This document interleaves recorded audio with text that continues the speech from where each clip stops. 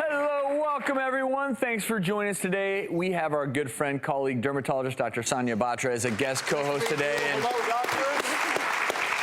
doctors. really quickly, you two like music? You like the opera? Love opera. So this first story is about the opera because the Metropolitan Opera in New York went silent recently after an opera enthusiast was caught scattering his friend's ashes into the orchestra pit.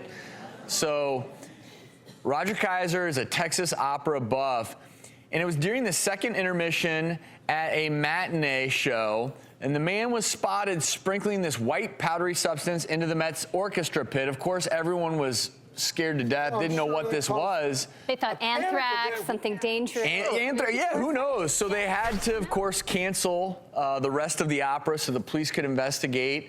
The performance that night was canceled as well. Then later it was confirmed that these, in fact, were human remains that had been scattered, and this was secondary to when his friend was dying of cancer in 2012. This individual came up with this idea, and I'll tell you, it's interesting because it's such a great tribute to your friend, but Yeah, but you can't, I mean, distributing your friend's ashes Yeah. is cool, especially in a place that he loved, that he had a passion for, yeah. but not in a public place. Well, and also without letting anybody know what he was doing. So I think I don't think they would have let him. I think it was such a touching story. I mean, he did end up writing this letter of apology, and the Met and the police did not press charges. Which I think is the right thing to do. Yeah. I'm trying to think where I want you two to pass out my ashes. Maybe here in Paramount somewhere. You tell me where. Yeah. Okay. So I think Hopefully not anytime soon. Yeah, No. exactly true. No, never soon.